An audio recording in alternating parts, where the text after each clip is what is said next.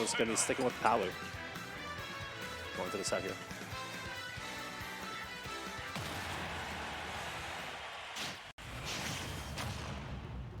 All right. Getting into game one right here. Right to PS2. Okay, actually really smart call out right there. Chris using the PS9 magnet just to absorb those auto-reticle shots. Right. Yep. A good placement right there for Mojo, just like kind of bashing Chris right there with the back air on the shield. So.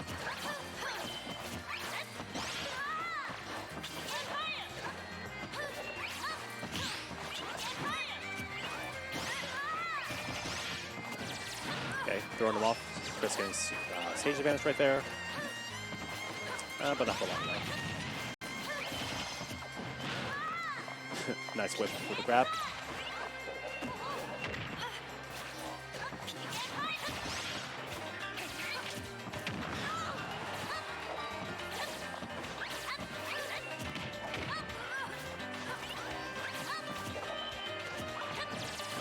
All right, into the back throw right there.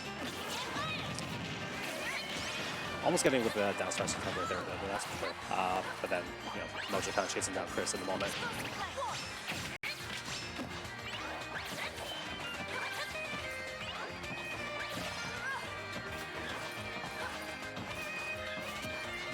And now at this point, Mojo's definitely getting a little antsy trying to close out the first stock. Not even the back throw is going to take it out, though. Yeah. But now it's getting stage control once again.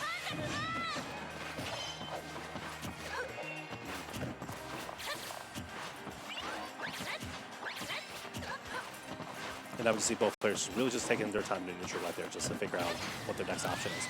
But Nair Out Shield is going to do it right there. Chris taking the early read, but immediately getting sent out. Tied to a piece.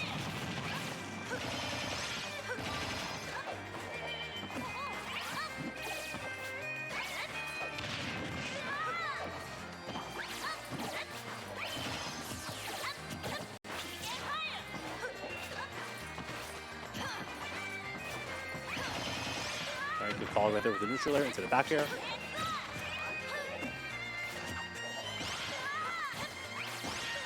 Right. Yep, and that's definitely putting Chris in a bad situation right here. Missing the mark on the back air, but he'll definitely get another chance of doing so. And just snapping right to the ledge just in time before getting caught by the yo-yo.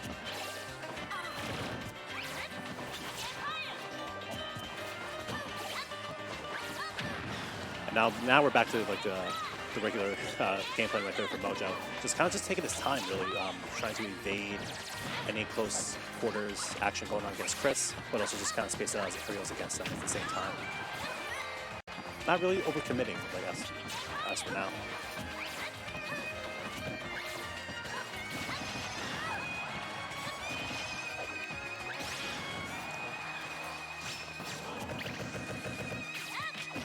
Yep, and now it's this really great shield discipline from Mojo, and a back throw is going to do it. All right. A little bit in the red right there from Mojo, but he still has his stock lead against Chris right here.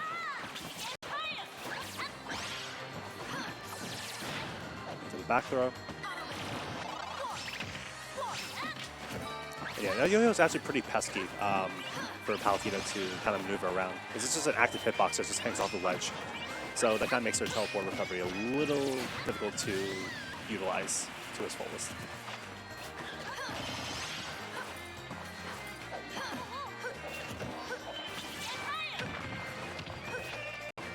Yep, we're trying to anticipate for a roll-in, but Chris was not going to get that to Mojo real soon.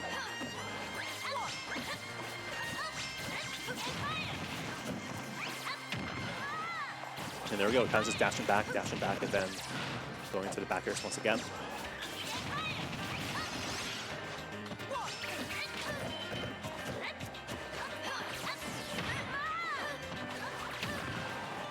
And this is ledge traps, like, from Mojo are impeccable right now.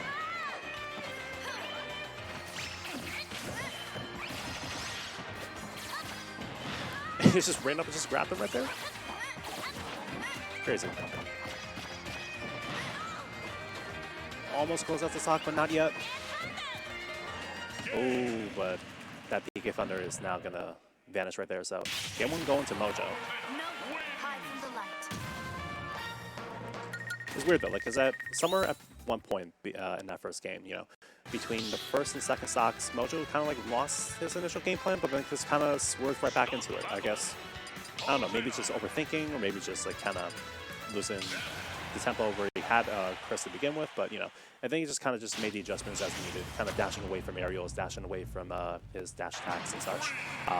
Again, using Palutena shields to the fullest right there, so just to secure stage position. Running back to PS2 though here, game number 2. On the PK Fire, immediately getting thrown off. Oh no, and Mojo SDs right there. That's unfortunate.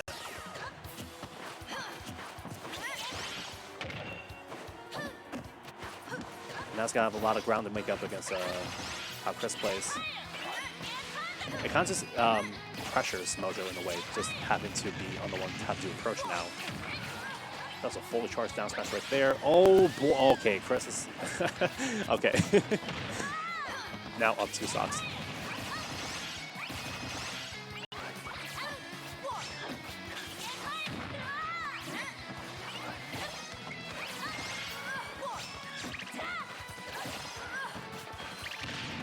Okay, nice use of the explosive flame right there, just to get him off the ledge for real quick.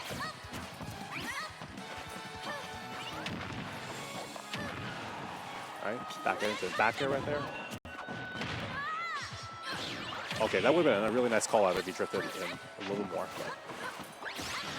Alright, good use of the back air right there from Chris. And kind of let him get back to ledge for free, but into the back throw. And now, yeah, that was an easy 3 stock right there for game 2. I definitely feel like that SD alone just kind of threw off all of Mojo's like momentum that entire game. So it just led to one thing, then another, and then yeah. But he's also another shot, getting into winners finals from here. So going into game 3.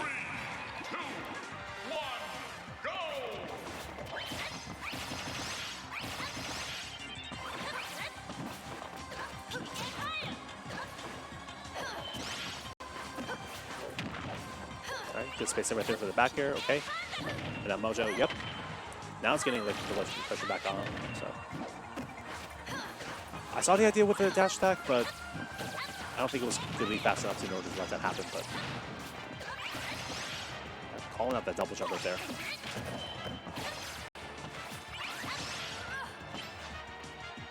And then we got Chris right back on the offensive right there, so. Stock lead. Going to PkChris right here. Okay, nice uses with the uppers right there, and the full juggle's been complete. 2 apiece.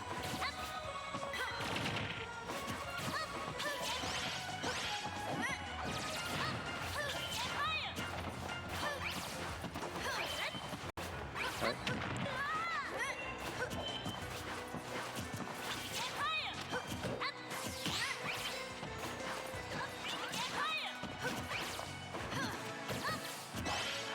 Nice call with the down right there, but wasn't going to get much off of that conversion, so.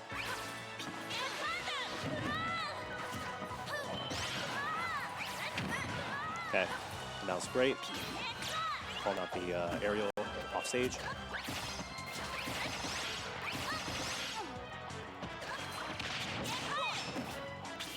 And like the amount of times like both these players have kind of like swapping roles between who's recovering and then who's putting on the ledge pressure there. It's been rather even like so far in this entire set.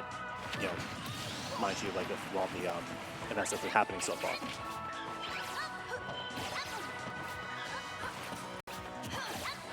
All right, but now we have Mojo and the stock lead right here.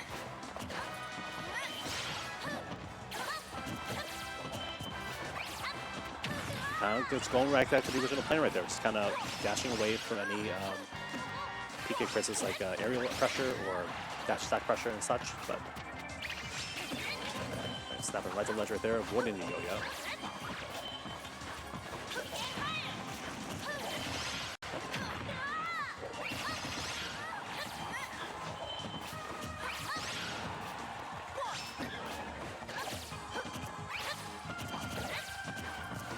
safely jumping over all of PkChris' forward air attempts right there.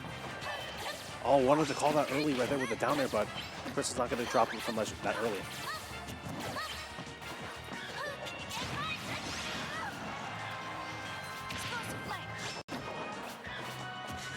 Even putting the shoes on top of it right there. I don't know, I find Ness is like down tilt pretty funny.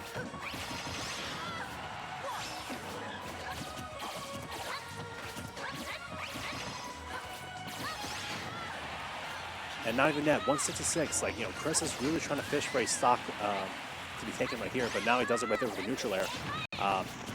Not a very steep mountain to climb right here, but, you know, Chris still has a chance right there trying to turn the set around and then close him out with the 2-1 victory, but I don't think Mojo's going to give it to him that easily.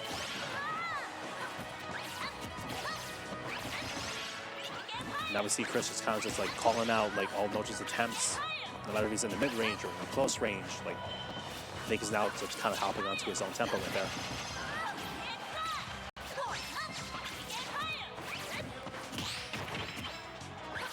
And not getting the grab after the down tilts, but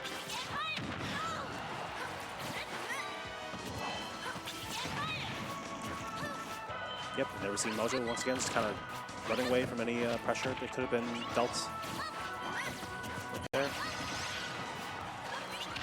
Both players kind of over 100% at this point. Oh, just avoided the yo-yo though. Nice use of the down there right there. Putting Chris off stage. What's the plan here?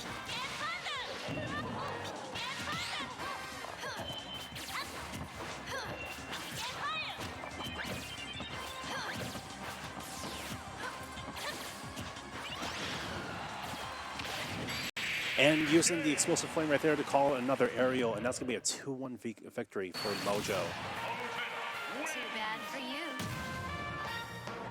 Very close set between the two right there, but it was very just back and forth.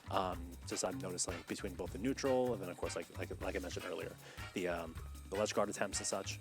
But by the end of the day, I mean, it really just came down to how one player was able to focus on catching out aerials and then like offensive pressure and such, using retreating aerials, and then of course sending right into the ledge guard right there. So good stuff to Mojo. Now he's going to be advancing to play against Nick in winners finals.